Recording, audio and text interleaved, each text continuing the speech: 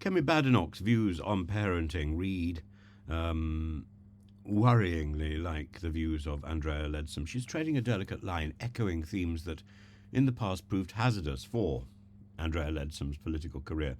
Leadsom's remarks about the superiority of motherhood as a qualification for leadership came off as patronising, suggesting a divide between those with children and those without, which alienated many and ultimately undermined her leadership ambitions. Badenoch's rhetoric is similarly laden with the primacy of family, but the tone is subtler and reflects her personal experience rather than a moral prescription. But it is still deeply patronising. When Badenoch's mother urged her not to pursue leadership, it stemmed from a belief that politics is a cruel business, an opinion that resonates with the current political climate. Despite this, Badenoch credits much of her ambition to her family, particularly her late father, who encouraged her career in politics.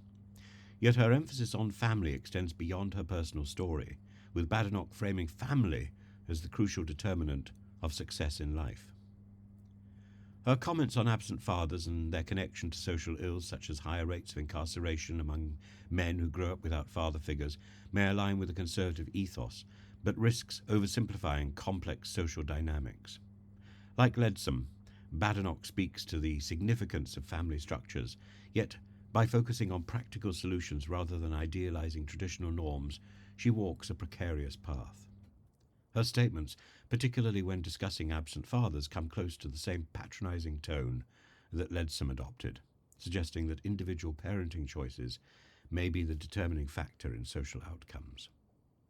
The contrast in Badenoch's view on government role in addressing the fertility crisis offers a pragmatic escape from the moralizing trap. Her assertion that governments cannot force people to have more children acknowledges the limits of state intervention. She wisely shifts the conversation to social attitudes around parenthood, stating that fears about the physical and financial burdens of children have shaped contemporary choices, and her suggestion that you can have it all, just not at the same time, portrays a balance that avoids imposing on personal autonomy. Yet despite the careful calibration, Badenoch's reflections on the importance of family risks being interpreted as prescriptive and patronising, and while she navigates these waters more tactfully than Andrea Leadsom, the emphasis on family as a near-deterministic force can still feel limiting to those whose experiences or choices deviate from the traditional.